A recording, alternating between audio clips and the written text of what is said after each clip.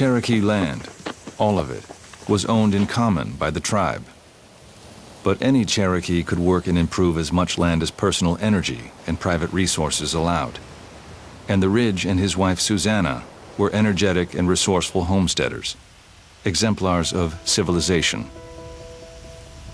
As the years went by and the Ridge's farming wealth grew, U.S. agents would occasionally receive optimistic reports from the Ridge family. Major Ridge, as he was now called, knew what they wanted to hear. I take pleasure to state that every head of his household has his house and farm. The poorer class very contentedly perform the duties of the kitchen. They sew, they weave, they spin, they cook our meals, and act well.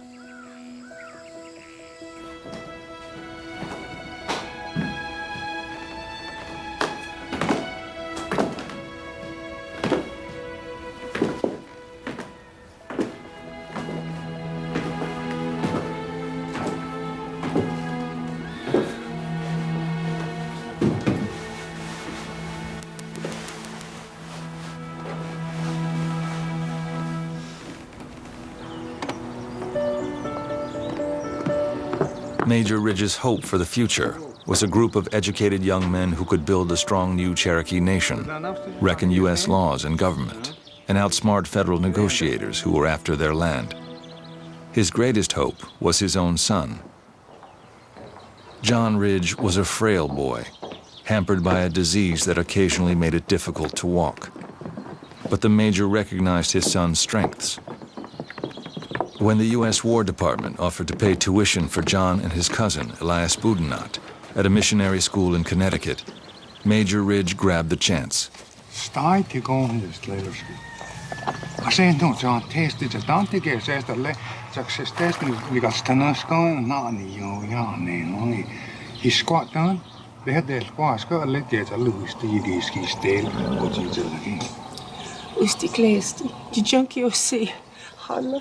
Just something had the quality, noodle, a sisk, Chichankiusi. Do not go high, Skaleloski.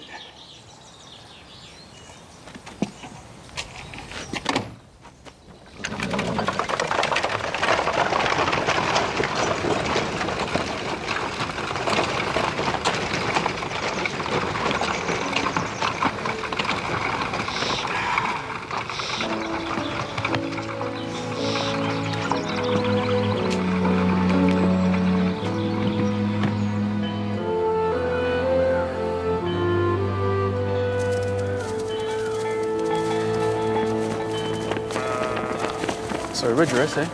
John Ridge grew to manhood among white Christian educators, absorbing the lessons of the Bible and the U.S. Constitution alike. Even 900 miles away from Cherokee territory, he never betrayed a hint of pain at his separation from home and family. Even from his earliest school days, John Ridge is described by his teachers as being cold, a little bit aloof, as being haughty. They compare him to his cousin Buck, who became Elias Boudinot, who was much friendlier, much more congenial, but not as good a student. John Ridge was brilliant. The faculty selected John Ridge out of all the Indian students at Cornwall to prepare an essay for President James Monroe. In it, he sang the praises of his Christian benefactors and his own parents. My father and mother are both ignorant of the English language, but it is astonishing to see them exert all their power to have their children educated, like the whites. For all his scholarly achievements, John Ridge's fragile health failed in the New England winters.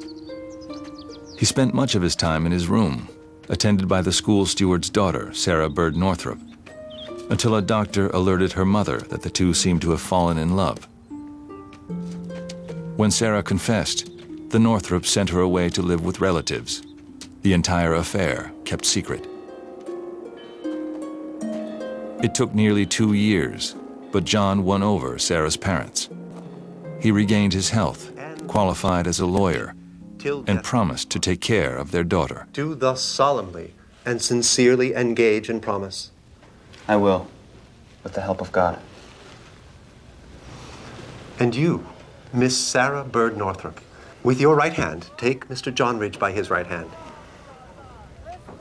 In the presence of God and these witnesses, do take John Ridge, whom you now hold by the hand, to be your wedded husband, to have and to hold from this day forward.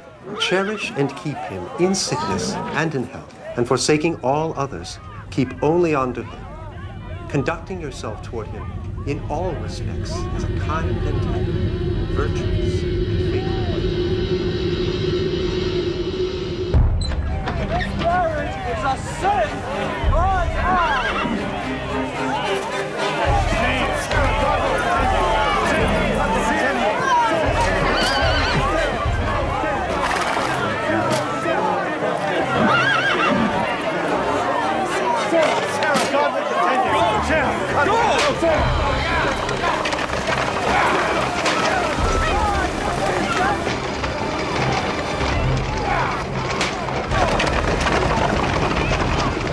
The reaction of New England whites, enlightened, progressive New England whites, makes a mark on him. He had been told, get an education, take up Western ways, you can be part of us. He will never believe whites in exactly the same way again.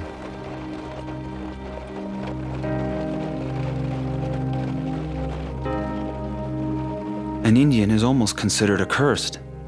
The scum of the earth are considered sacred in comparison.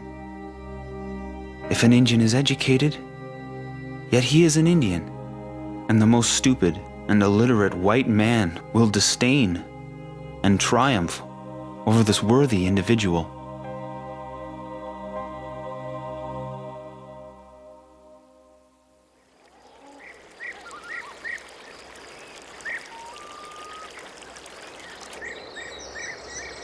While John Ridge was away in Connecticut, John Ross was a young man on the rise.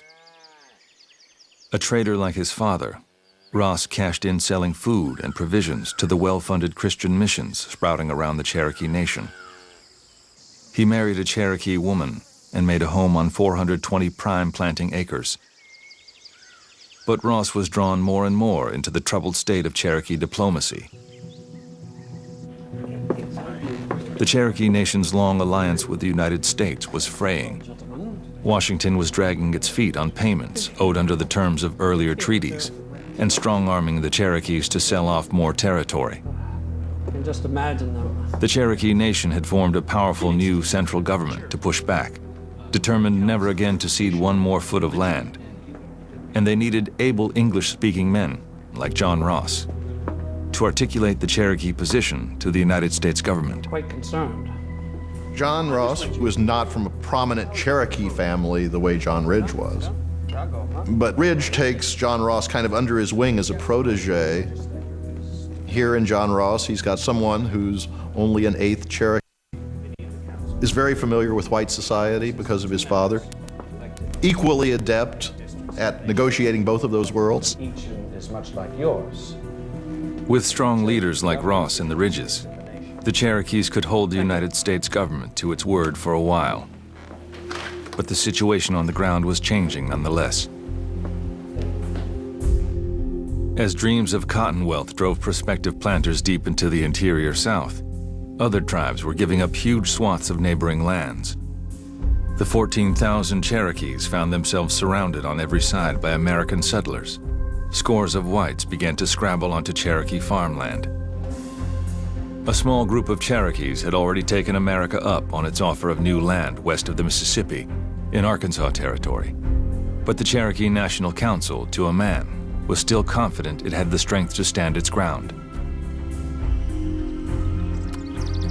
Major Ridge, for one, had much to defend. Nearly 10 million acres owned in common by the tribe, and his own plantation. According to the U.S. Superintendent of Indian Affairs, Ridge's farm was in a higher state of cultivation, and his buildings better than those of any other person in that region, the whites not excepted. In 20 years, Ridge had cleared nearly 300 acres for cash crops, cotton, tobacco, wheat, and indigo. He oversaw his own orchard, dairy, and vineyard. and as many as 30 slaves.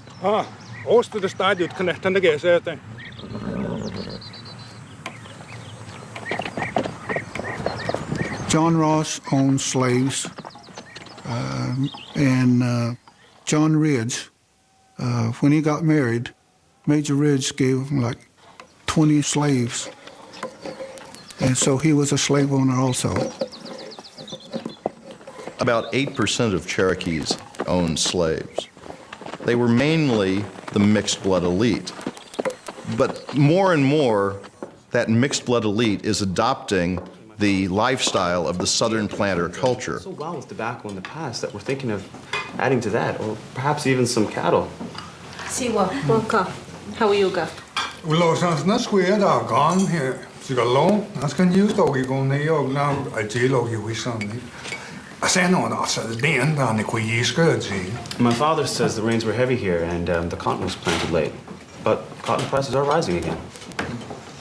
Who young is on? Who go this day? Queeska, they just. My father apologizes to you, ma'am. He says the cost of your fine dresses is going up.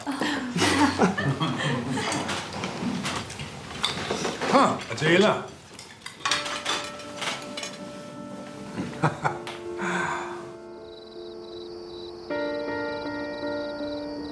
Not all Cherokees welcomed these new opportunities. Civilization was beginning to draw hard class distinctions that had never existed in traditional Cherokee society. The lives of most full-blood Cherokees were still marked by loss. What little remained of their old hunting grounds was played out. They depended almost entirely on subsistence farming, and they worried that their leaders were enthralled to the ways of the whites. But there were still elemental ties that bound all Cherokees, and change that benefited all, including a signal advance by a Cherokee named Sequoyah. Sequoyah was devoted to enabling the Cherokee people to have at their command an essential power that he saw white society had. That being the ability to write in the Cherokee language. Ultimately, he did something that no one has ever done, and that was create a system of reading and writing in a language when he himself could not read or write in any other language. There was one character for every syllable. So with 86 syllables, a Cherokee speaker could learn to write in several weeks. It was actually much more efficient and effective than you could ever ask of English. Within a matter of a few years, the Cherokee Nation was literate. The Cherokee Phoenix, the translation of the Bible into Cherokee, family stories were written down. Medicine people wrote down all of their formulas for healing. It literally revolutionized Cherokee society.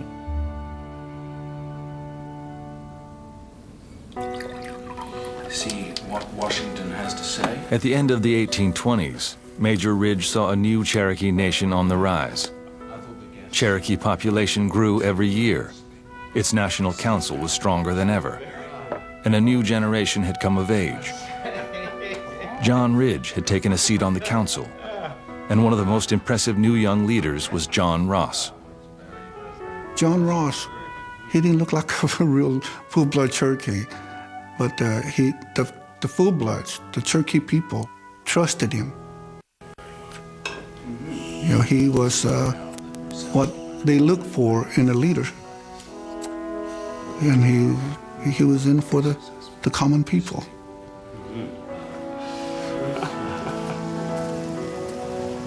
Among the traditional full-blood Cherokees, who made up the overwhelming majority of the tribe, John Ross gained a reputation for integrity.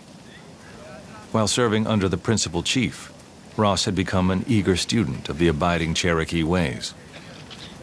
It was Ross who authored a new constitution that all Cherokees could embrace. Ross's constitution created a democratically elected government, mirrored on the United States. There was an executive, a legislative, and a judicial branch. A strong national council was vested with the power to protect all Cherokee land. This is the culmination. This is the culmination of the movement, and it's probably the greatest unity that the Cherokee people had ever seen.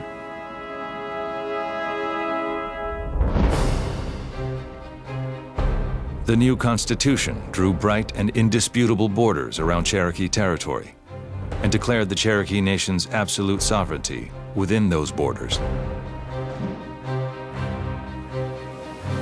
Georgia reacts to the Cherokee passage of a constitution in 1827 very badly. They say, if they set up a constitutional government, we'll never be able to get rid of them. The absolute title to the lands in controversy is in Georgia, read one resolution, and she may rightfully possess herself of them when and by what means she pleases. These misguided men, a state legislator said of the Cherokees, should be taught that there is no alternative between their removal beyond the limits of the state of Georgia and their extinction.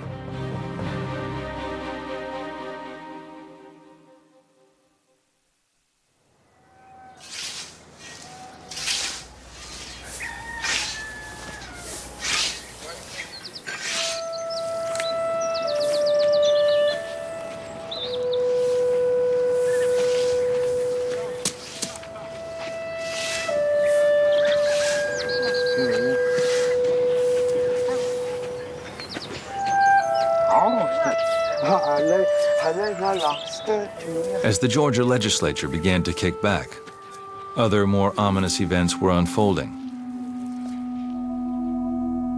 The discovery of gold in Cherokee territory, which caused a stampede of white prospectors, and the first stirring of a populist political movement that sent tremors through Indian lands all over the East. This hard-edged new movement found voice in Andrew Jackson, whose ascent to the presidency in 1829 owed to the newly enfranchised Southern frontiersmen. In his first address to Congress, President Jackson announced his intention to do as his voters pleased, which is to say, rid the East of the Indian tribes once and for all. He championed new legislation, giving him power to offer the tribes land west of the Mississippi, if they would go nicely. The Indian removal bill was Jackson's first priority once he was in office. It became the first major focus of his administration. It did reflect a fundamental shift in the way that America was beginning to define itself. Not very many people in Georgia and Tennessee, Alabama at that time were willing to even go so far as to say that Indian people were people. The thinking of the day becomes more racist, that the Cherokees are inferior and cannot be like the whites. It's convenient rhetoric to say that Cherokees are inferior and we need to get them out of the way, out of harm's way, as Jackson would put it. Saying that whenever we talk about religion, Other tribes read the bleak signs and reluctantly began to prepare for removal. But the Cherokees reached out for support among their friends and benefactors along the eastern seaboard. tribe after another, nation The after Cherokees were one of the civilized tribes. They had made such strides, so they cut a sympathetic figure to Northeasterners. I ask you, shall red men live, or shall they be swept from the earth? It is with you and this public at large the decision chiefly rests. Must they perish? Will you push them from you, or will you save them? The congressional debate over the Indian removal bill was a sectional brawl that drew the entire country's attention. A campaign organized by benevolent ladies flooded Congress with pro-Indian letters and petitions. Who can look an Indian in the face, one senator thundered, and say to him, for more than 40 years we have made to you the most solemn of promises. We now violate and trample upon them all, but offer you in their stead another guarantee. New England senators voted 11-1 against Jackson's removal bill, but the unanimous bloc of Southerners assured its passage in the Senate. The vote was closer in the House, 102 to 97, but the legislation passed, and President Andrew Jackson's signature made Indian removal the law of the land. The state of Georgia basically said to its citizens, this land is yours. They divided up with a land lottery and basically told their people to have at it.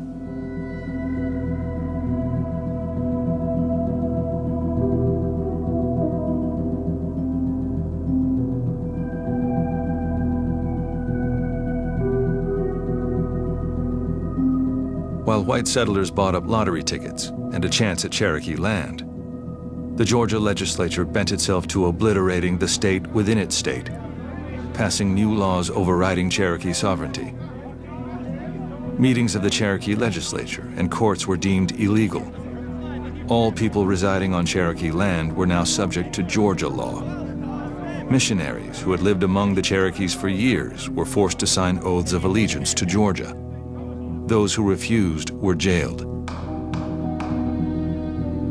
And Jackson basically told Cherokees that he couldn't do anything about it.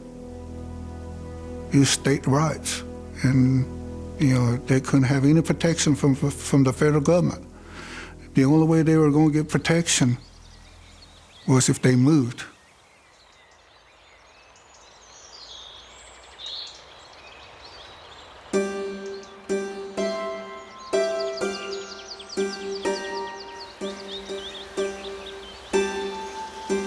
Making a plan to battle Andrew Jackson and Georgia fell to the Cherokees' newly elected principal chief. Major Ridge had decided not that the Cherokees would be best served by an English-speaking chief. His own son was too young, so the Ridge backed John Ross. At 38, Ross himself was barely eligible, but he won election easily, and one of his first acts in office, rewriting the blood law, sent a clear signal.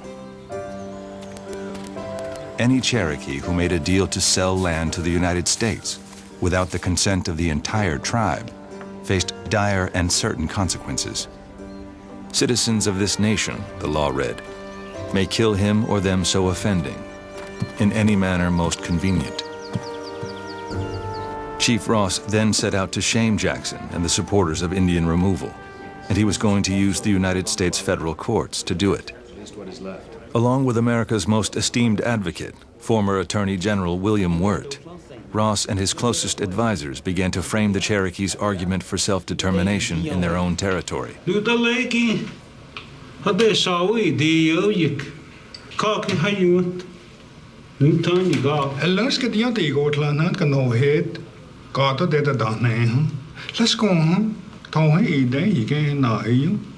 The Cherokee Nation and their supporters filed more than a dozen separate suits in federal court. 2 made it all the way to the Supreme Court of the United States. The question in both cases was the flashpoint of American politics in 1830. Where did federal authority end and states' rights begin? Did federal treaties with the Cherokee Nation supersede Georgia state law?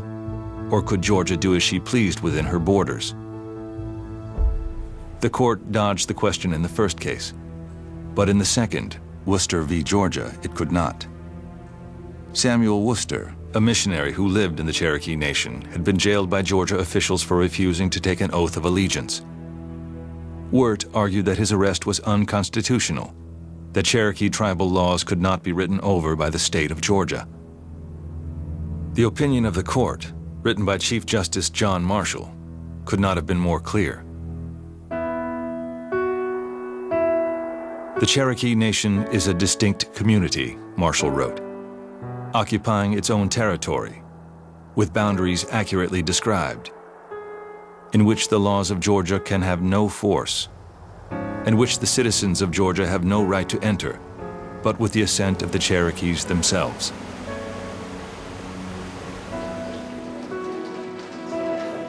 What else could you ask for but a very clear and sympathetic order of the highest court in the land, interpreting the supreme law of the land? And the Cherokees just were ecstatic. They followed the law.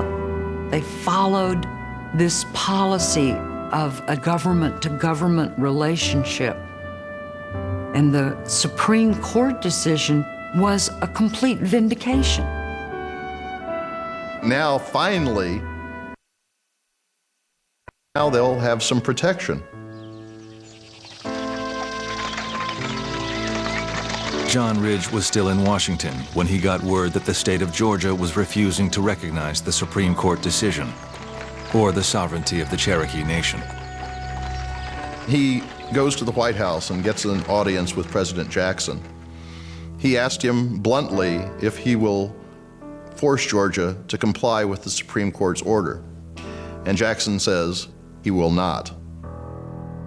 Andrew Jackson, the only president in the history of the United States to openly defy a Supreme Court order. He is said to have remarked that Chief Justice Marshall made his decision, let him enforce it. And to the Georgians, he said, light a fire under them, they'll move.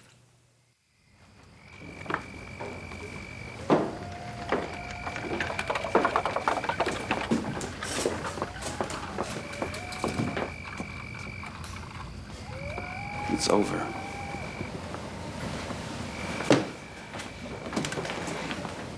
He wants us gone. Even those we call friends say we can't resist anymore.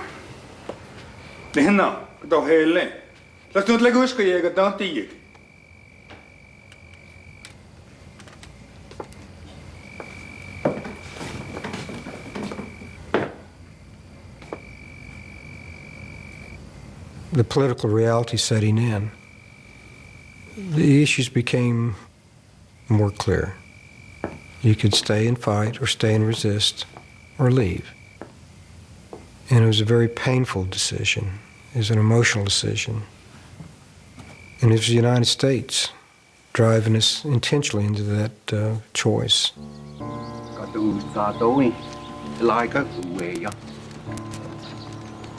Once Jackson had openly sided with Georgia, every day brought fresh stories of Cherokees being whipped, run from their farms, and even killed by white Georgians. And the Cherokee Nation didn't have the strength to fight them off.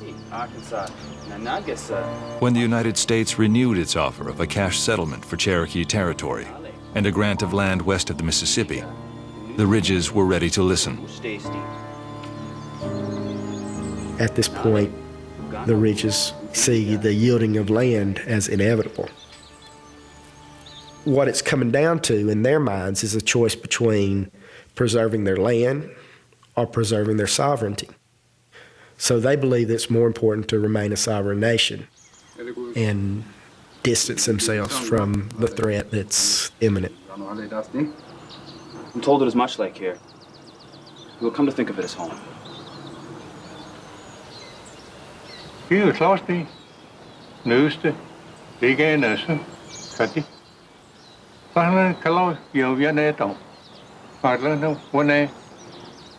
Well, it is far. Too far for others, but not for us.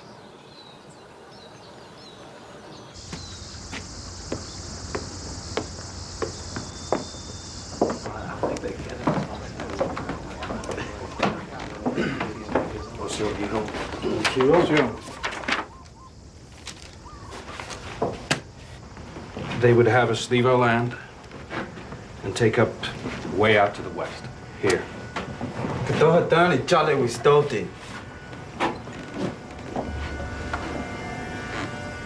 Nihan, Chakao, you talking, Ati, Organic. Kehi jostain, että tätä keikat löydi ani, katseeli kaadon. Tôi ơi, chỉ nào đi qua.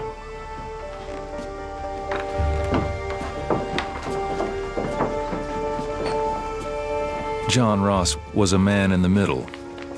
He knew where the people stood, but the Ridges were Cherokee aristocracy, esteemed leaders in the nation.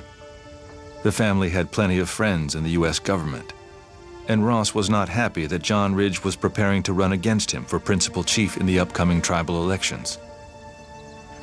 This infighting, Ross believed, invited peril. He'd seen federal negotiators divide and conquer the leadership of every other nearby tribe. Unity, he knew, had been the Cherokees' salvation. The tribe had to speak to the United States with one voice. I think he heard the traditional voice and felt compelled by it, felt a sense of duty to it. Certainly, he had 16,000 people telling him to stay.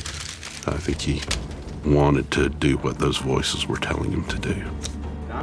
The Ridges kept saying publicly, if we could just talk to the Cherokee people, then we could convince them that this is our only option. And they felt like John Ross was being heavy-handed and keeping them from speaking as openly as they liked to. The duty of the minority to yield and unite is sanctioned by patriotism and virtue, Ross proclaimed. Then, citing a national emergency, he suspended the upcoming tribal elections. When John Ross cancels elections, now there's a real block to John Ridge ever assuming what he knows to be his rightful position. He sees John Ross as a dictator, and he grows to hate the man in a very visceral way. The United States and Georgia got the scent of blood and dug deep at the rift that had opened between Chief Ross and the Ridges. Federal agents kept close contact with members of the Ridge faction and let it be known among all Cherokees. Ross's allies fanned rumors that the Ridges were illegally negotiating away Cherokee land and reminded the Ridge Party that the penalty for selling land without the consent of the tribe was death. By the time the tribal leaders gathered for an emergency session at the Red Clay Council grounds in the summer of 1834, John Ross had taken aim at his old friend, Major Ridge. My fellow countrymen, the matter before us is most urgent. If the United States shall withdraw their solemn pledges of protection, deprive us of the right of self-government, and wrest from us our land, then in deep anguish of our misfortunes, we may justly say, there is no place for us. No confidence left that the United States shall be more just and faithful towards us in the barren prairies of the West than when we occupied the soil inherited from the great author of our existence.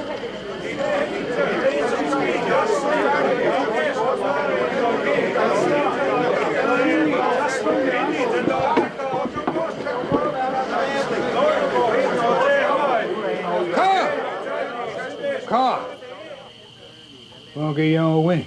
The God's gonna get your own way. Klaj ju då klart laga jeslik och het sig hanne. Det heter Jospan. Har lagat dig. Det just nästan. Det duk disken. Karl. Klart den lej han ska. I skiller over næst i høggebæk. I engelsk på lød i høggebæk. I jager sæster når want ta hen i skiet stiha. Og del hos ansku. Helt ni skåne ha. Det er jo næsten når der så siger nisat skien godt sted. Ujo eta og dan kilowatt. Ujo euda I gastan hette til godt til. Ja, I sa. Jo, så ved det her en godt ni til. My father has with distinguished zeal and ability served his country. Is a man to be denounced for his opinion? If a man saw a cloud charged with rain and thunder and urged the people to take care, is that man to be hated or respected?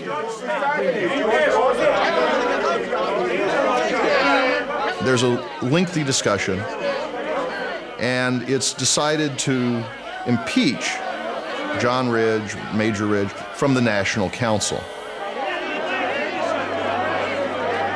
Amidst all of this, a member of the Ridge faction, John Walker Jr., leaves early.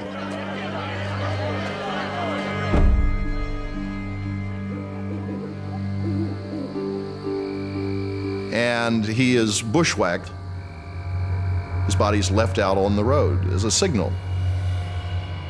It's not just rhetoric anymore. People have to fear for their lives. There was no reconciling after Red Clay. John Ross insisted that if the Cherokees held tight, they could outlast the Jackson administration. A new president would surely honor the Supreme Court decision. The Ridges believed that what was left of American tolerance for Indian people was evaporating fast. It was time for the Cherokee leaders to take the best cash offered from Washington and get their people to safety west of the Mississippi.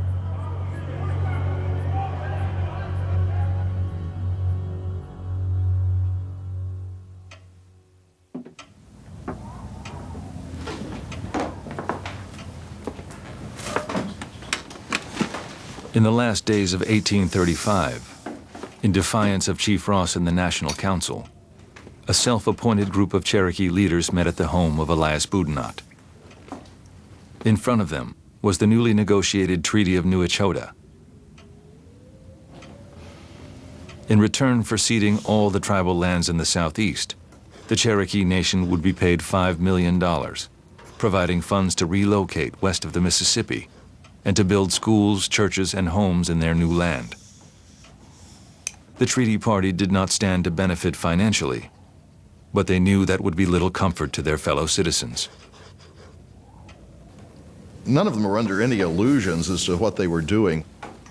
They knew it was contrary to the wishes of the majority of Cherokees. They knew that they had no authority to sign that treaty. They all knew that. To a large extent, they had come to believe what they had been telling themselves from the we see, we're the ones who know, we're the ones who have to take action to protect these people who don't understand. It must have been a very heavy load, knowing that the vast majority of Cherokee people would see them as traitors and worthy of the death penalty.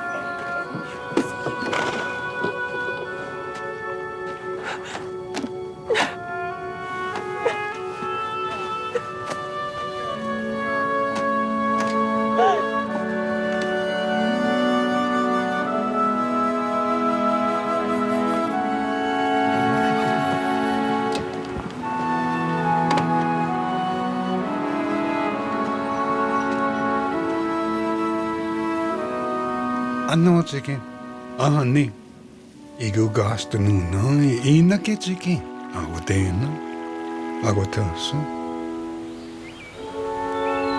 Aseta, digi yohiste negastihi agadoi.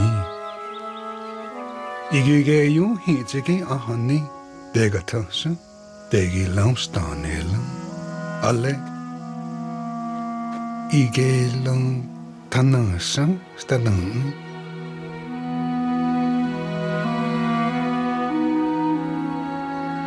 Aya chicken, killawi go hita. Iganist, giganigist in Castillo.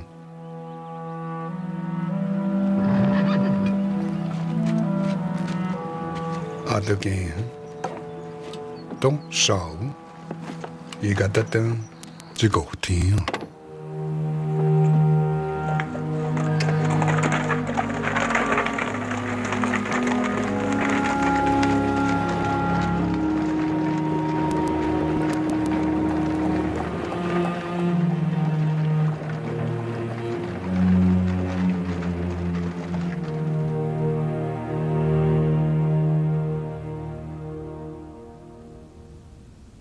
soon after the Treaty of New Echota was ratified in the United States Senate, by a margin of just 1 vote, Major Ridge and his son John left their homes and moved to the land west of the Mississippi to establish a new Cherokee nation. The Ridges were going the way of other tribes around them, the Creeks, the Choctaws, and the Chickasaws. But less than 2,000 of the 18,000 Cherokee citizens joined the Ridges in their journey west.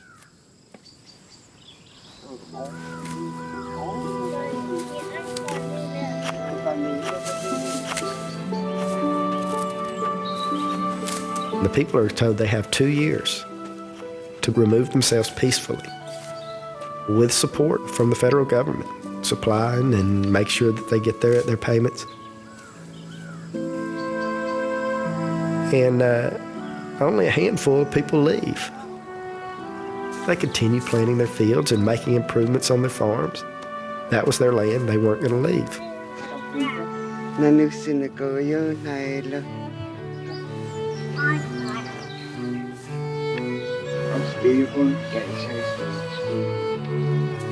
For the vast majority of the Cherokee people, removal was not an option. It just was not. They couldn't comprehend removal. They couldn't comprehend that a handful of people signing a piece of paper would be enough to remove them from their homelands. John Ross is trying to hold the nation together, to keep it in place. He's desperately seeking a way, any possible way, that the Cherokees can remain in the East. I need your help. A paper will come soon. Please sign it. You can trust me to fight this. Here. The Cherokee chief knew he was working against time. Deadline for removal was May 1838, and 7,000 federal troops had ringed Cherokee territory. White settlers began to close the circle, like vultures, said one federal officer, ready to strip the Cherokees of everything they have. Still, John Ross had faith in the common decency of white Americans. He thought the Ridges' narrowly ratified treaty could be overturned, and he took one last shot, authoring a bold statement from the Cherokee Nation in the form of a written petition to be laid before the United States Senate. "We acknowledge our own feebleness," the Cherokees said. "Our only fortress is the justice of our cause. Our only appeal on earth is to your tribunal." The petition arrived at Ross's hotel in Washington just weeks before the removal deadline. It had been signed by 15,665 people, virtually every Cherokee in the East. There were some sheets that were blue, some were white, some were almost orange, some were long, some were wide. And they sewed those all together in a scroll. And if you laid those out, they'd be over 160 feet long. And John Ross had prepared for one of the Cherokee's friends in the Senate to place that upon the table in the Senate, that protest, so they would reconsider the execution of that treaty. And before that senator could present it, a congressman from Kentucky and one from Maine had a duel, and one killed the other. And Congress adjourned. While a frustrated John Ross waited out the congressional recess that followed the killing, he wrote home to his sister-in-law.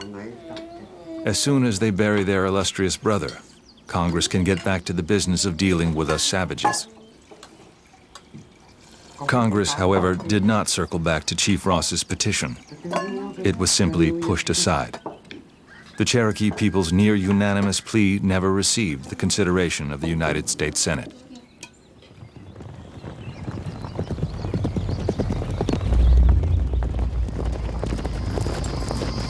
On the morning of May 26, 1838, 3 days after the removal deadline, federal troops and state militia began what they called the Assembly of the Cherokee people. Everything that wasn't actually on the person now belonged to the state.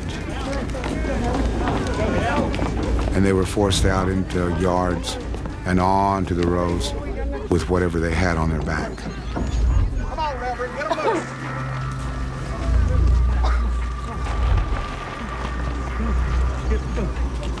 There were staging areas around the Cherokee Nation with wooden stockades. And the people were herded into what were literally cattle pens. Come on, keep moving.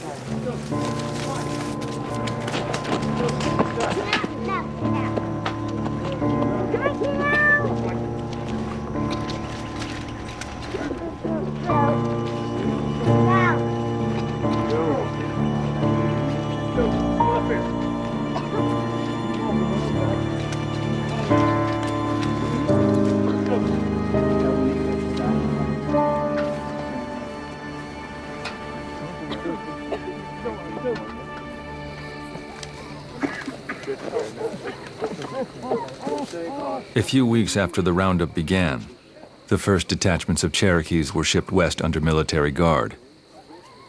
Word quickly got back to the stockades. Drought and summer disease had made the trip a march of death. Chief Ross was frantic to avoid further loss. He convinced U.S. military officials to let him take over the organization and supply of removal, and to let his people sit tight until fall, after the season of disease had passed. A few hundred Cherokees who agreed to renounce tribal citizenship were allowed to remain on their farms in North Carolina. The rest, more than 12,000 captive Cherokees, waited in the fetid stockades.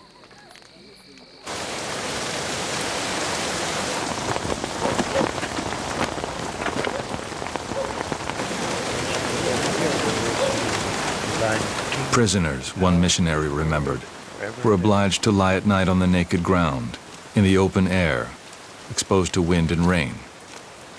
And in this way, many are hastening to a premature grave. Half the infants and all the aged have died directly, and 1/4 of the remainder. Through June, July, August, and September, they waited, until, at the beginning of October, the Cherokee Nation was finally pushed west.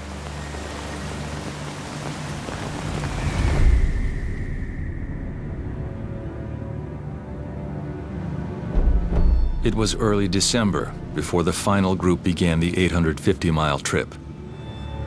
By then, the long line of Cherokee travelers stretched from Illinois into Kentucky, unbroken in places for 3 miles. John Ross had seen that the detachments were well supplied for the 3 to 4 month trek. But winter storms made the Mississippi and Ohio rivers impassable, stranding thousands for a full month.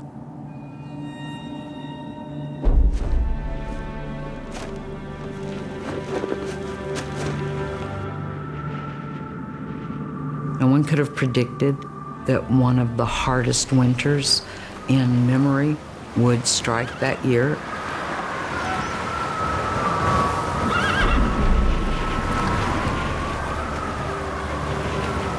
When they reached the Mississippi River, the river was frozen. There were 3 different detachments trapped between the Mississippi and another river frozen behind them.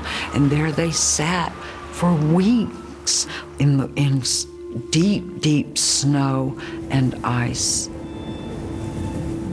As long as they were moving, maybe it wasn't so bad, but when you actually had to wait for the ice and sit there, and maybe you're sleeping on snow, but you're probably sleeping on melted mud, and you're sick, your baby's sick, your grandmother's sick, and there's nothing you can do about it.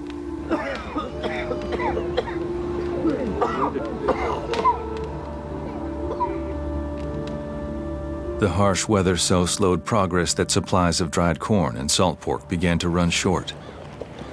When white settlers along the road recognized the Cherokees' need, a few offered help.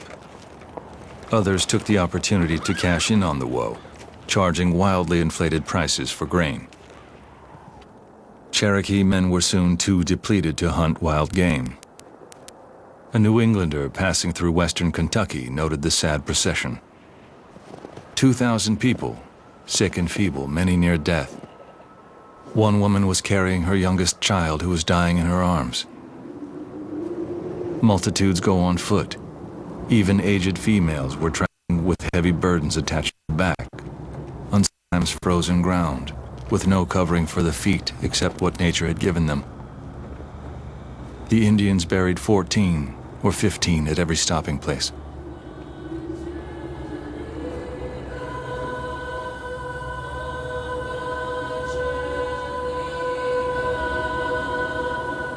Because of the Civilization Project, a great many of those coming on the trail were Christians.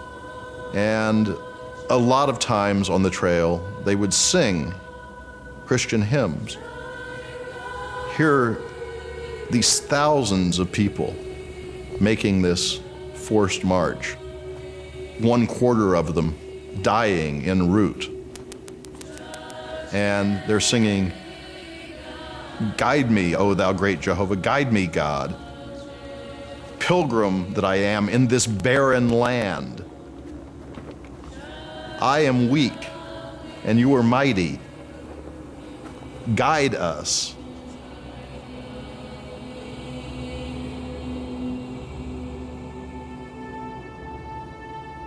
The United States gained a lot of land and farms and taverns and ferries and things like that.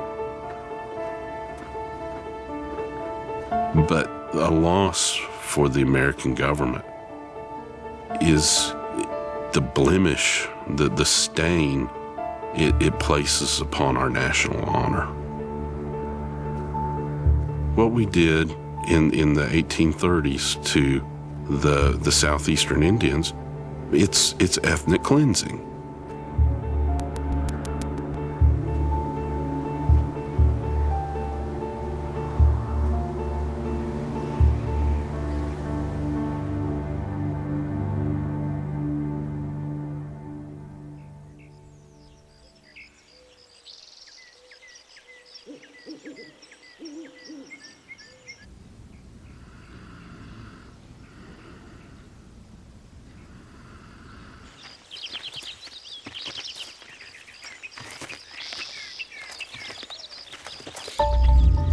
The removal had caused the deaths of some 4,000 people. Someone had to answer for that. Someone had to answer for those lives. A life taken in that way must be balanced out.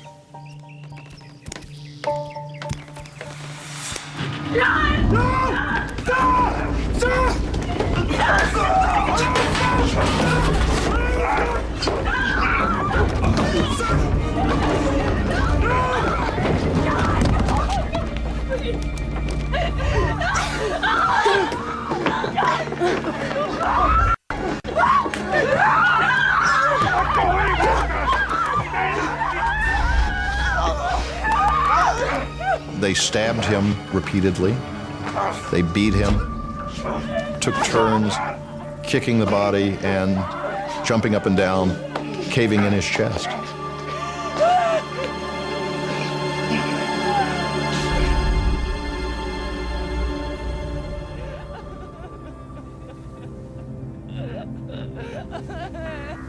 In the same morning, 4 men came to Elias Bootnott and asked for medicine.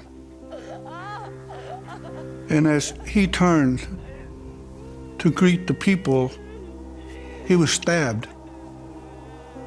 And another used a hatchet to the head.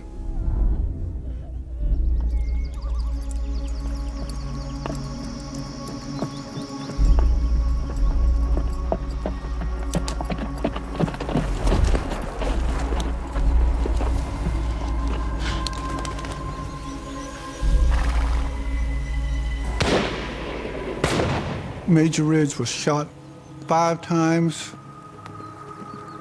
and he was killed. 3 murders in the same day. 3 outstanding people, the Cherokee people, we lost them. Brilliant minds that day.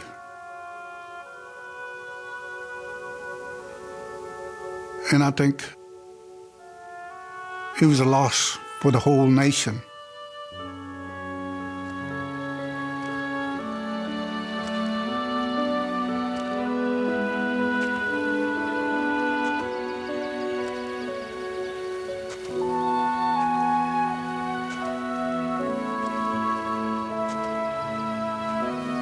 There was no easy balm for the wounds caused by removal. Angry talk, bitter accusation, and violent reprisal flared among the Cherokees for the next 30 years. It fell to John Ross, who retained the office of Principal Chief, to heal his nation, to realize the dream he and the Ridges had always shared, the continuation of a strong and sovereign Cherokee nation.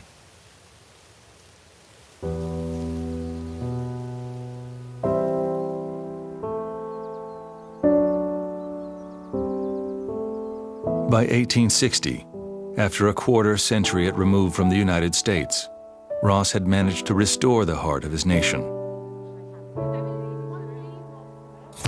Its government had been reconstituted. Its businesses flourished.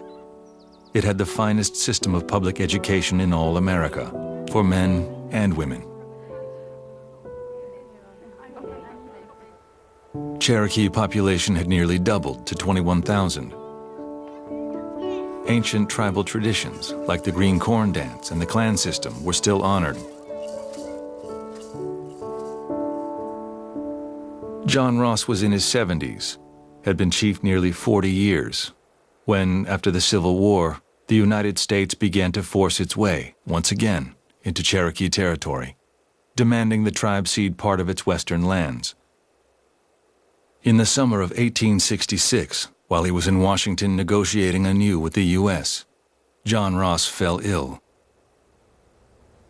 As he neared death, Ross knew the Cherokee Nation faced big challenges in the coming years and new kinds of encroachments.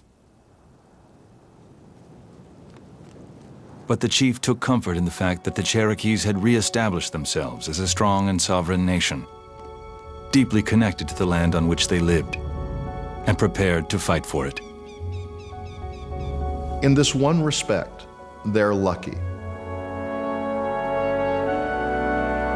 In that, where they came to looks kind of like where they left. They look at the hills here and they say, those look like the hills in old Cherokee country. They must have been carved out by the same buzzard that carved out the Smokies. And they look at the scratches in the rock and they say, those look just like the scratches in the rock made by the Uctana back in Georgia. They must have been made by the Uctana here too. Part Cherokee writer Scott Momaday talks about stories in the blood or memory in the blood. The stories are told generation after generation so that in many ways they are carried in our blood. And although I don't know what it was like to make that march, my ancestors did come on the trail. I've heard the stories.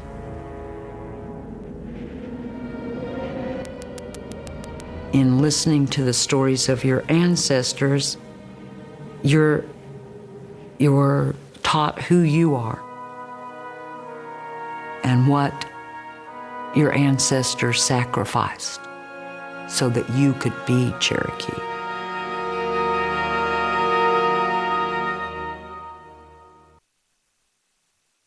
All right, set, lock it up, ready, roll sound, coming, rolling. Background! Anytime you attempt to do a historical program prior to the middle of the 19th century, you're in a situation where you have a paucity of images. How you fill them in is really one of the biggest challenges of the whole field of historical documentary filmmaking. In this case, we decided to take a form of dramatic reenactment that we have employed in a number of our films and take it to a new place. Wes Studi really brought a real quality to the role of Major Ridge. He told me that this was the first time that he'd gotten to play Cherokee, and he's a Cherokee. and he actually got to speak the Cherokee language, his first language. And action. Go get your way. The general public throughout the world think of us as just total victims of these Europeans. Well, you know, this story here deals with our input into the way that things turned out. I mean, we had a huge hand in our historic fate. And I think this particular story and the character that I'm playing, Major Ridge, addresses that. It was very important to us to include native languages in these films, and so we worked very closely with actors so they could learn Nipmuc and Shawnee and Cherokee. With this production, when they asked us to be involved and they asked our people to speak their own language, I thought that was probably one of the most important things this production could have done. You guys know the lines that you have, right? Based upon listening to him say your lines. These were men who we cast because they speak Cherokee and they are Cherokee elders. They'd never been on a film set before. It was wonderful to watch these old men who'd never acted before really get into it.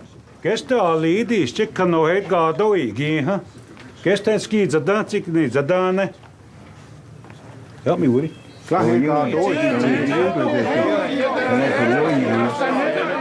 We worked incredibly hard over the past 4 years to bring as many native voices and native creative talent into this project. We do a lot of Good. Good. Yep, just let it flow. It's right here. Yeah. Some people picked it up, you know, right away, and other ones we had to work with quite a while because some of the actors have their own dialect from, you know, their own tribal nations. And it's difficult because you're using, not only making sounds, but you're using muscles in your mouth to speak a language, whatever language that might be, and some of those muscles you've never used before to speak the language that's from out here. It's a tough language. It's a very, very beautiful language. It's almost like singing. Kisikwan, Narabaramas, Nawachi, Iyu, Kisikak Munigad. Paano ba pinamaantamwe na natusan na wache ninama siniwag?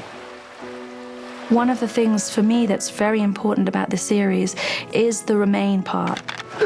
That there are Native people here to help us tell the story, that Native Americans, despite a very complex and difficult history, survived to be able to teach future generations their languages and their culture. And I think that was a very important piece to get across in these films.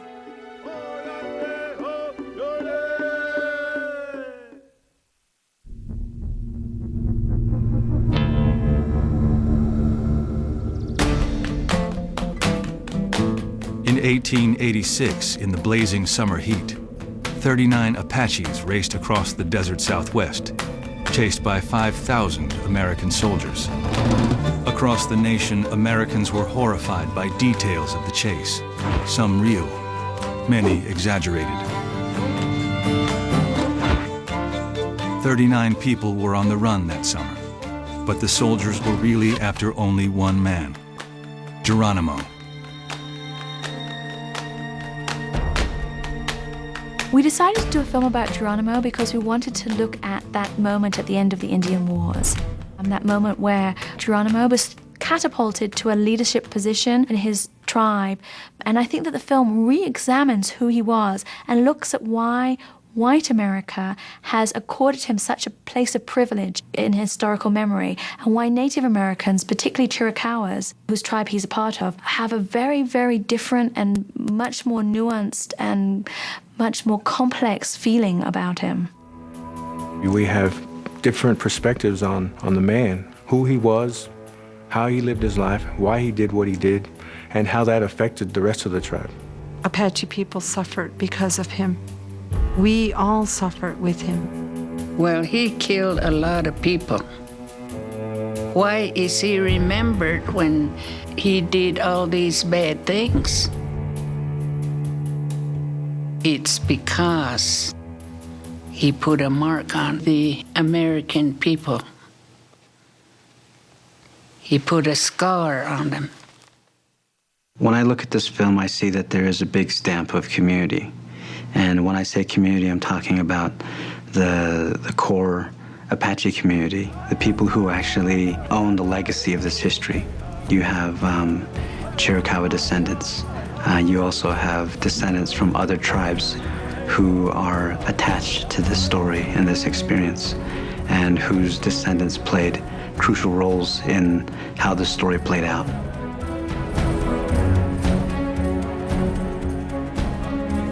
Dark Odi was a year of Senande, like Condi. Does not lila, dear like Condi, two not at lila cry. Guyale was then a eta, yen den lila a celebration.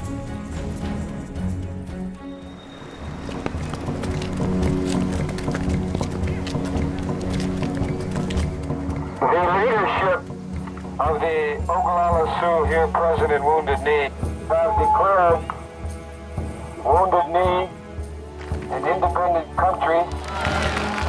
In choosing the stories for the series, we realized it was very, very important to take this story into the 20th century. Too often, the story of Native Americans ends at the end of the 19th century, ends at Wounded Knee in 1890 with massacred Indians, and it almost feels that's the end of Indian history. Well, it's not the end of Native American history, and it would have been a terrible travesty for us to have ended the series there. And we chose to tell the story of the siege at Wounded Knee that took place in 1973 because it was a moment that brought Native American people together from across the continent. On a cold night in February 1973, a caravan rolled through the Pine Ridge Reservation in South Dakota. The cars were packed with 200 Indians. Men and women, local Oglala Lakota, and members of the urban militant group, the American Indian Movement. They headed toward the hallowed ground of Wounded Knee, the site of the last massacre of the Indian Wars. Going into Wounded Knee that night, when it was dark and scary, and we were clinging to our weapons tightly. It was a full moon, and we knew that a battle was going to come. I was sitting there thinking of some of these young men that are around me. Am I committing them to die? Whatever went on in the 60s and 70s, it's an extension, it's a continuation. It's no different than what King Philip was about, or Crazy Horse was about. And whatever means and manner we could, since the Europeans arrived here, we've had to fight for our survival. One of the most incredible things was how much footage there was. I've done a number of historical shows. I've never had as much archival footage. You had a situation where you had crews from the networks who were living, as part of this siege. And they shot a lot of just incredible footage of the negotiations of FBI and federal marshals, of just the daily life of what it was like in a siege where you're surrounded by tanks. I mean, we had film that was never used on the air. And so we were able to bring that out of the vault and use it for the first time. We are going to reject any kind of condition that pushes us out of the Wounded Knee area. At that time, we all started making preparations for making that last stand.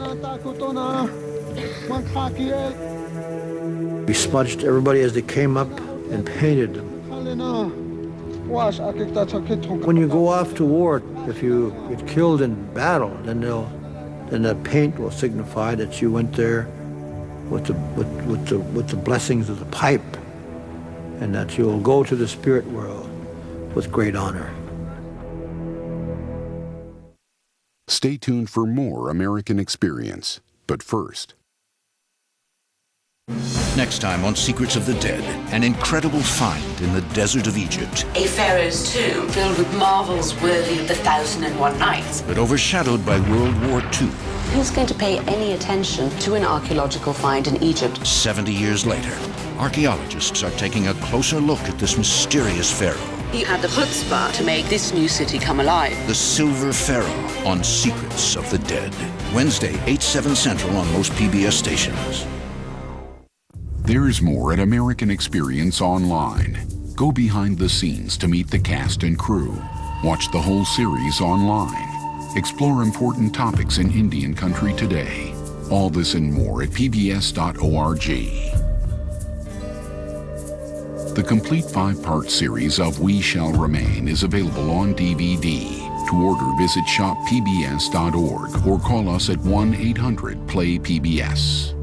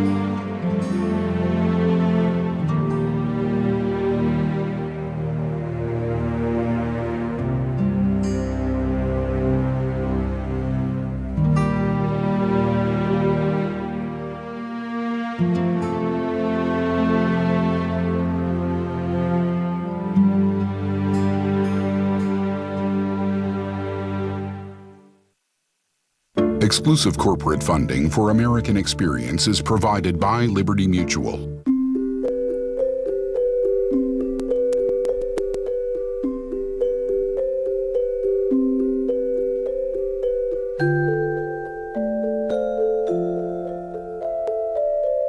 The best way to fully understand this nation's history is through the eyes of those who experienced it.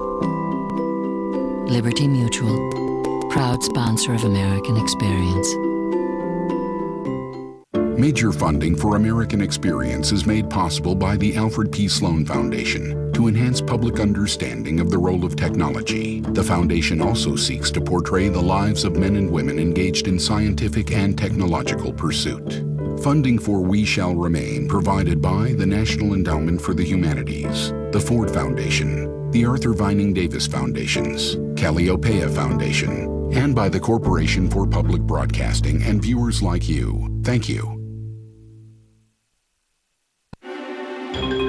Be more. PBS. Hello, I'm Lynn Valbuena, Vice Chairwoman for the San Manuel Band of Mission Indians.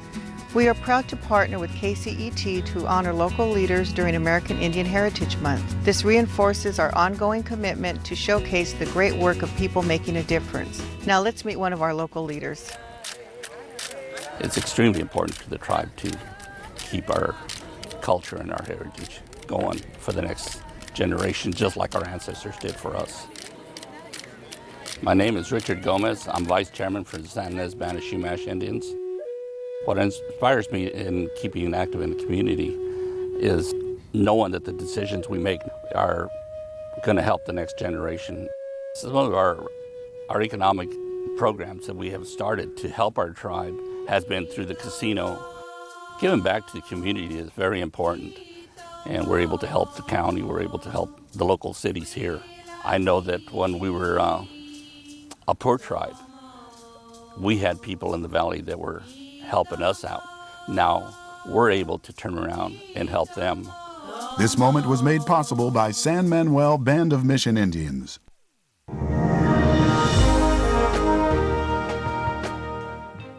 Tonight on Tavis, political columnist Ron Brownstein. The share of Americans who want the health care bill to be repealed is going up, and I think that's in part because Republicans are saying repeal it, and you're not hearing Democrats loudly defending it. Tonight at 7 and 11 on Tavis Smiley.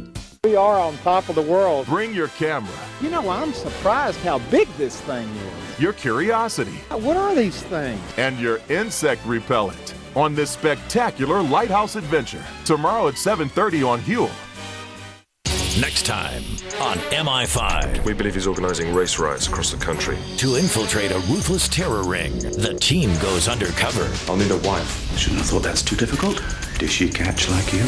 What does your boyfriend do again? He's my husband. But when their cover is blown, you won't believe what happens next on MI5. See MI5 Wednesday at 8 on KCET.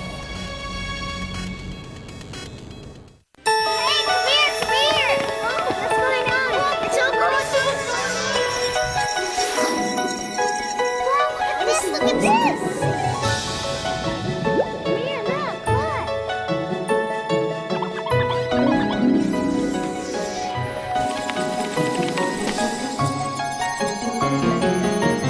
W.M. Keck Foundation, igniting the joy of discovering kids throughout Southern California. KCET thanks Raymond Pike, whose Visionary Circle contribution makes KCET programming possible.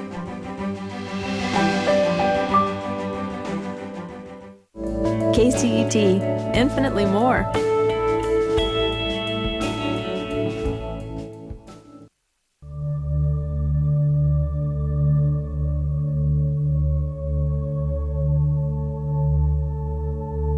Since time immemorial, the people of the region now known as the Northern Rockies shaped a very different existence from today's way of life.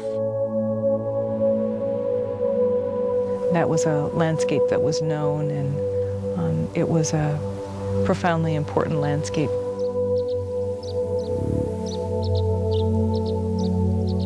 Because we were just a part of that land.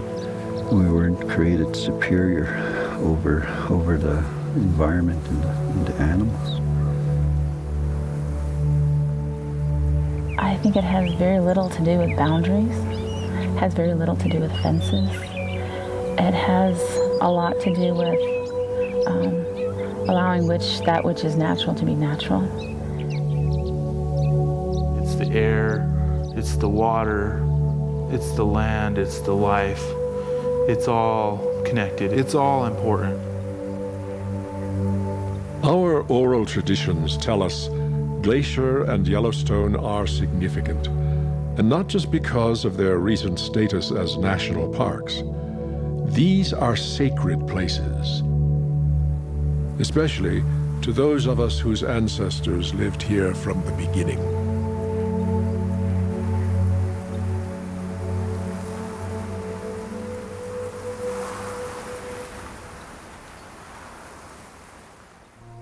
Funding for Before There Were Parks was made possible by a grant from the Corporation for Public Broadcasting, the Montana Office of Tourism, the Greater Montana Foundation, and by the Gilhausen Family Foundation.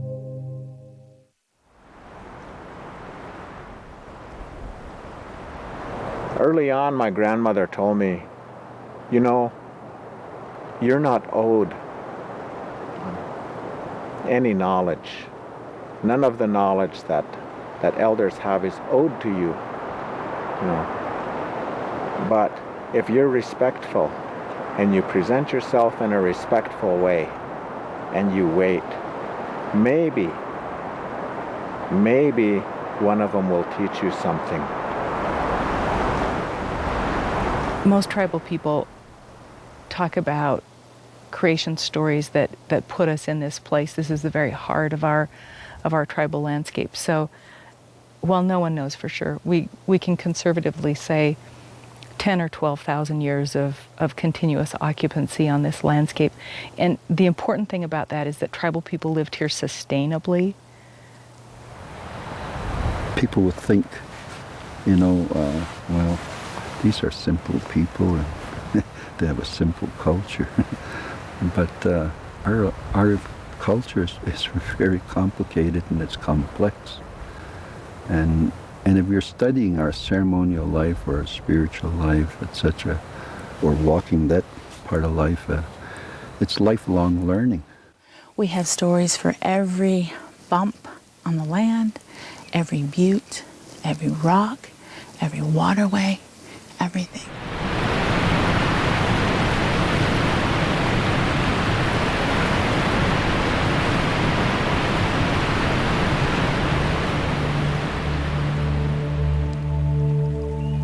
They were so thankful for the land that was around them that they looked at it as something that provided for them in terms of food, in terms of a home, in terms of spirituality, of something that you would look at something as being alive and treat as being alive.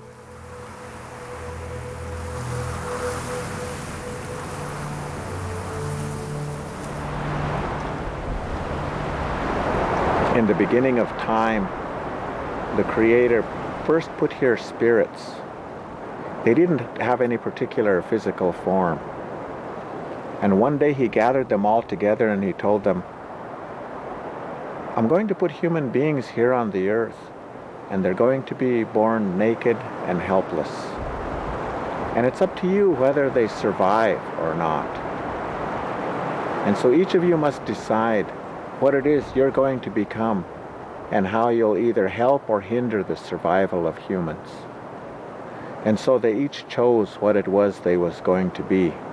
Everything that we see here, everything around us, everything that we perceive through our five senses was there at that meeting that day. That's what they became. But it's also understood that some of the spirits there didn't participate. There are a lot of things outside of our five senses that are very real. So there was an awareness that there's much to reality way beyond what we pitiful human beings perceive. Our cosmology starts with the sun, who's Napi Natusi, and his wife is Gukumis from the moon. Their son is Morning Star, Ipisuax, and that's who we call upon when we pray. And not only that, but to all the constellations in the sky, you know, they all have a story to tell. The Big Dippers, the Blackfoot Brothers, you know, 7 Blackfoot Brothers that's in the sky. They're up there watching the Blackfoot people. And there's the lost children, the Pleiades, the constellation. In our culture, if you don't know the songs, you cannot run the ceremonies. You have to know the songs. So those songs are all connected with the land. They come from the land.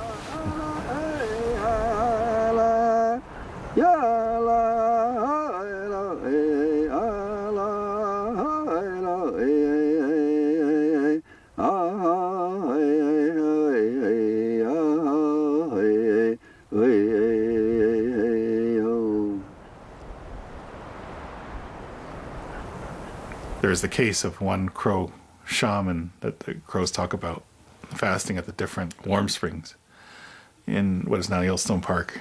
And they say that he saw these great water beings, what the Crows call Buluksa or Babukta Hachka.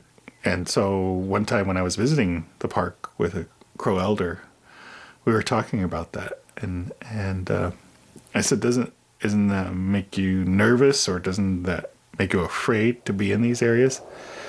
And he said no. He said, wouldn't it be great to fast here and see those beings for ourselves?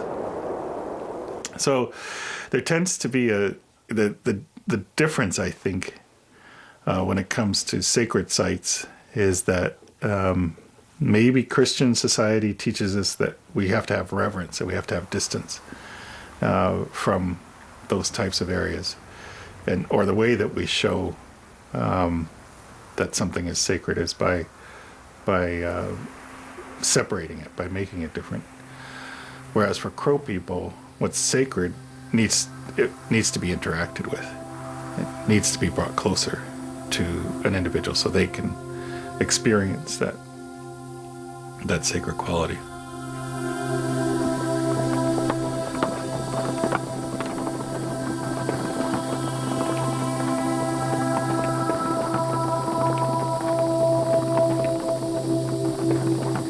I remember one time I was in a class and we were talking, I was telling them everything has spirit, like the plants and the water and the rocks, and they all have a spirit inside of them and spiritualness.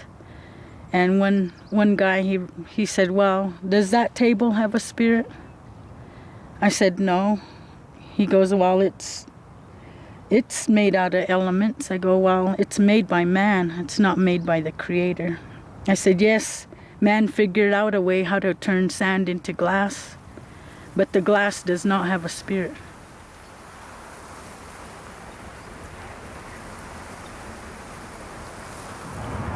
You know, things like this, when you hear a breeze, it's talking to you. Even the water's talking to you. Everything in this world talks. They talk with one another. That's come they stay with one another too. Just like us Indians, we all talk one another too. We talk with each other. We learned each other's ways. We learned the mountain ways and everything else like that in our lifetime. Like I collect dolls and I'm stingy over them.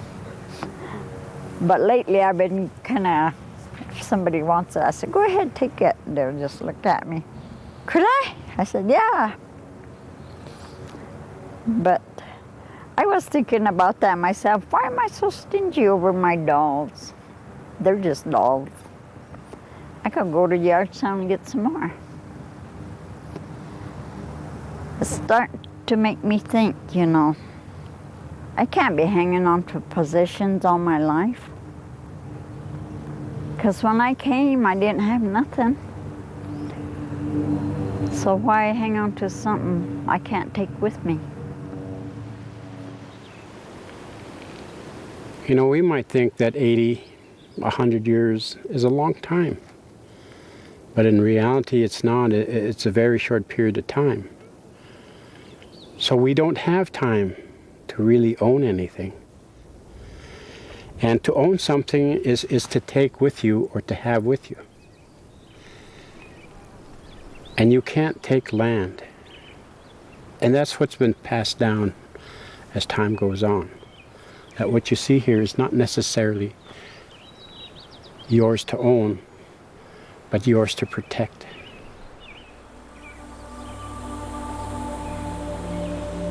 Contemporary involvement of American Indians in the national parks is vital and necessary.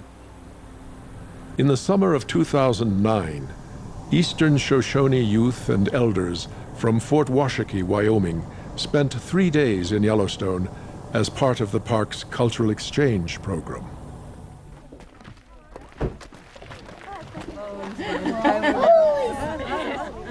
Oh, there we go.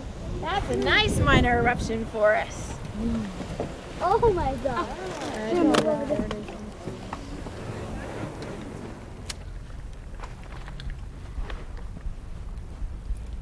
Come up nummer weekend. Zangram weekend why was nummer E. There's nummer 9 and we are doing by the widow here. Thank Matundas and younger and thank so question of small so question another point to Mamo and there way another fun.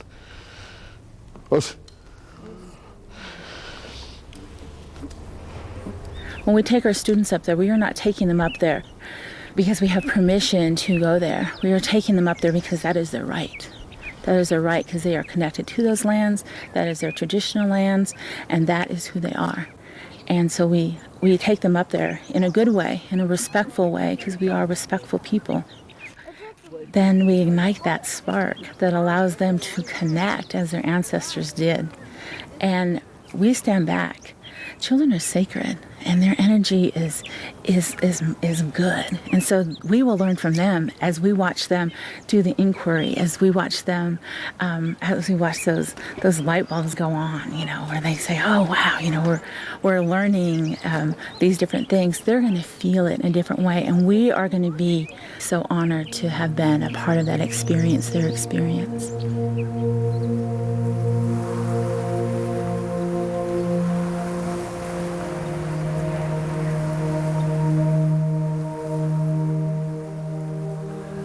When winter would come, Thunderbird would move south migrate, but he'd leave his wife and his family back home.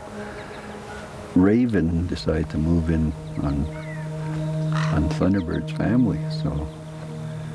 So when Thunderbird found out about this, there was this big battle that raged between the Raven and the Thunderbird.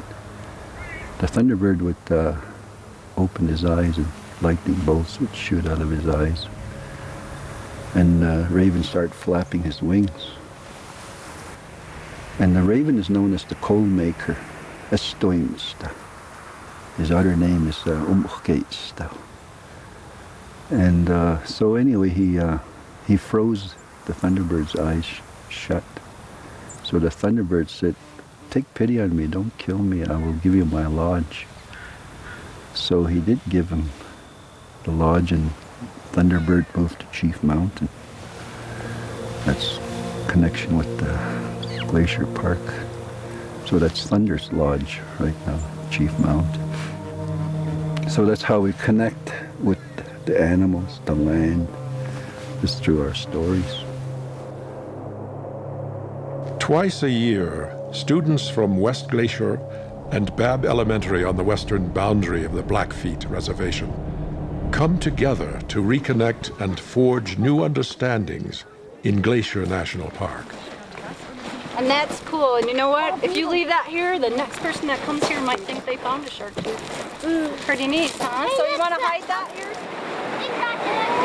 So I just think that coordinating with the park and now with another school, I mean, it's been one of the great eye-openers for all our students. And a lot of them will drive through the park and not have the time to spend in the park, and now with the school and the park working with us, they see how wonderful a place it is. And a lot of times we have students that will go home and tell their parents about it, and they're like, we want to go on a hike, we want to go here. And when they get to see kids their age, excited to learn as them, asking the same kind of questions they might ask, it's an opportunity for them to socialize and realize that, hey, there are more kids out there learning just like us.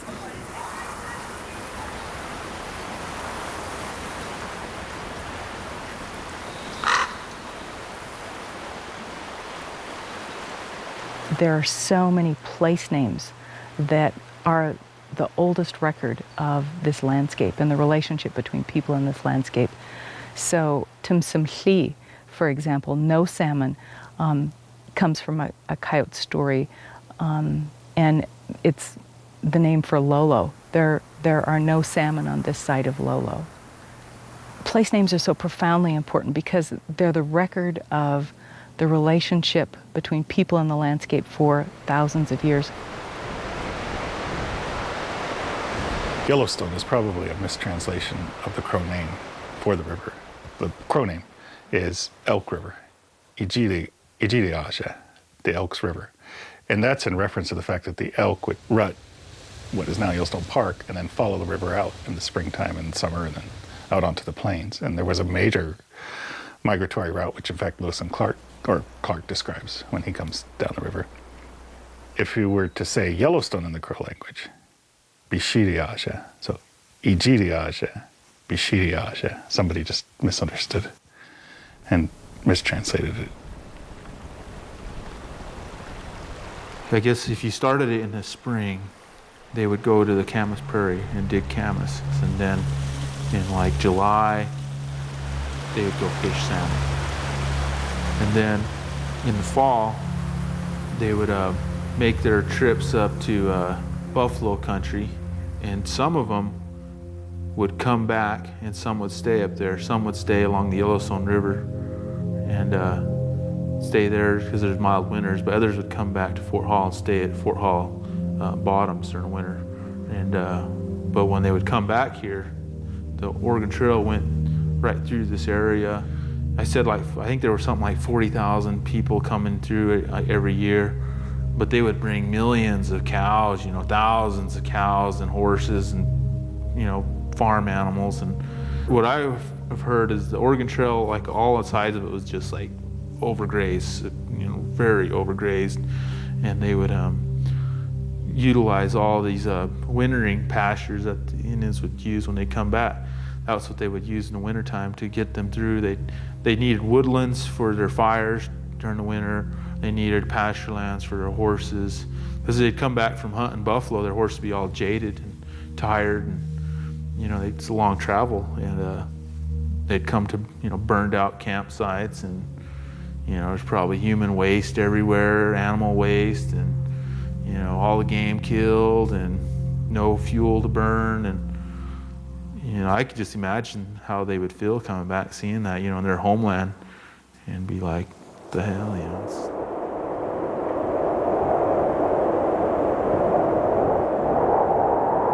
So then we go from 55 to 65 to 68. In 1871, they said there would be no more treaty making with Indian tribes. They'll now become wards of the government. And President Grant, probably should just not rest easy because of what happened to the Blackfeet people.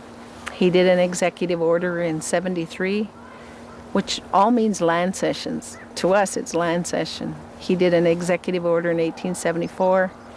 He did another one in 1875, another one in 1876, another one in 1880. Taking all the land that we had beginning in the Yellowstone, ending up today what we call Birch Creek, where you come onto this current reservation. All you got to do is do a little analogy, right? I mean, you go, okay, you own 40 acres, and you're living in your ranch house or your farm over there, and I come along and I just decide to take the back 20 acres because there's nobody out there, right? And when you show up and say, hey, what are you doing, and then I just tell you, there's nobody out here, you're not using this land, so no matter how much you argue, no, what are you, crazy? That's my land, legally mine. And so that was called the John Wayne version of land loss, or why Indian people lost their land. And I think it also had a touch, they were too lazy to do something with it. The enforced separation was one part of it, but I think there was a particular mythology that was also enforced, that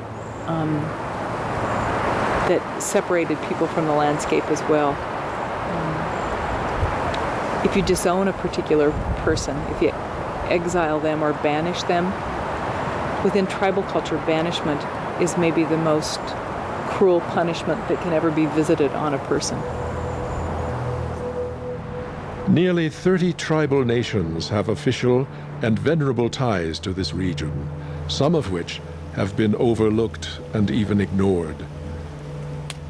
We are all part of an ongoing story, one that is interwoven with complex relationships and interactions.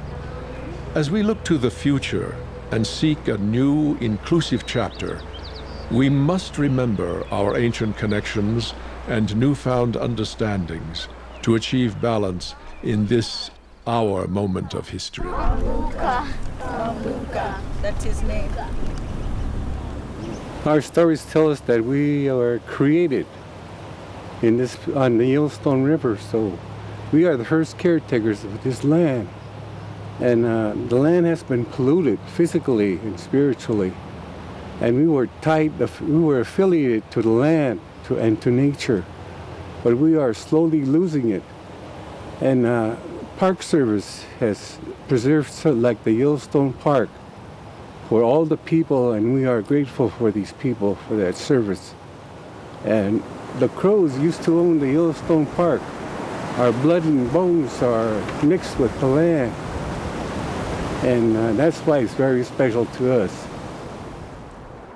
That connection from that realization, that view, that perception of history, that's what's most important, that I hope that our children and grandchildren are able to get. In my view, any disappearance of any culture is a huge loss to humankind.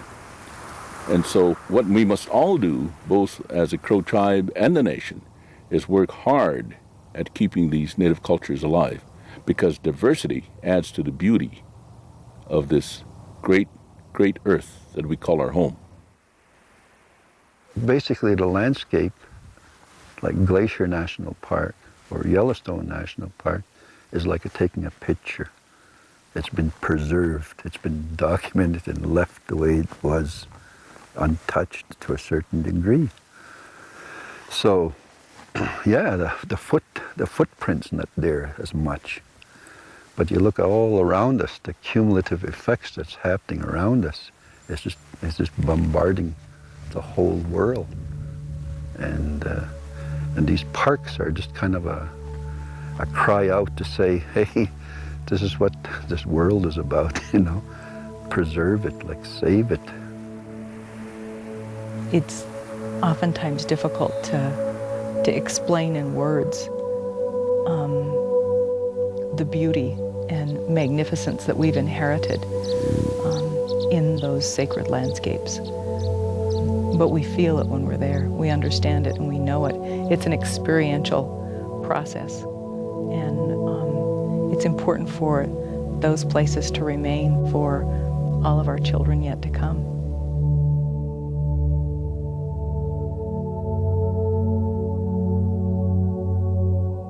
A DVD of Before There Were Parks with interviews and footage not seen in the broadcast program is available by calling 1-800-406-63.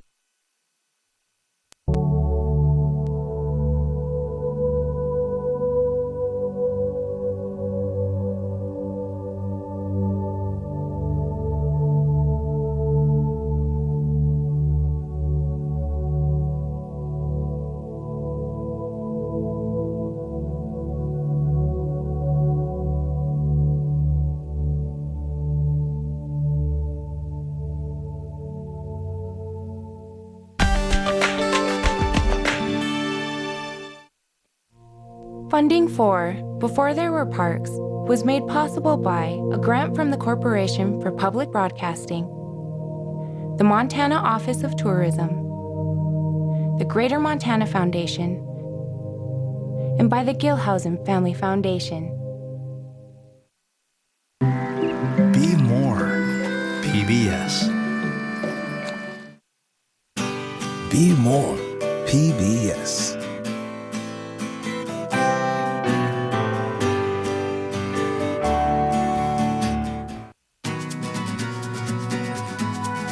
Hello, I'm Lynn Valbuena, Vice Chairwoman for the San Manuel Band of Mission Indians. We are proud to partner with KCET to honor local leaders during American Indian Heritage Month. This reinforces our ongoing commitment to showcase the great work of people making a difference. Now let's meet one of our local leaders. The HIV and AIDS epidemic within the Native American community and Alaska Native community is rising. We are the third largest population of infection within the country.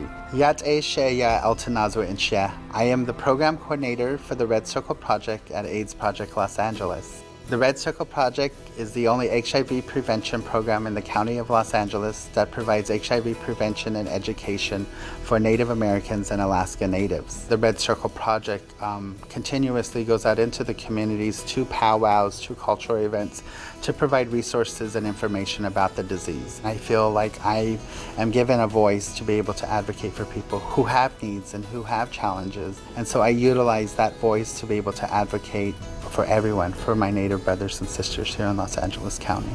This moment was made possible by San Manuel Band of Mission Indians.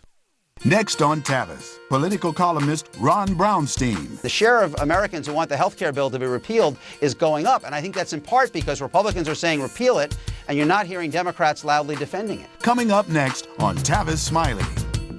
Tune in to KCET and KPCC for joint election coverage with up-to-the-minute results and analysis on TV, radio, and the web beginning Tuesday night at 8. Next time on MI5, to infiltrate a ruthless terror ring, the team goes undercover. I'll need a wife. Shouldn't have thought that's too difficult. But when their cover is blown, you won't believe what happens next on MI5. See MI5 Wednesday at 8 on KCET. Next time on this special election edition of SoCal Connected, the day after. Join our team for some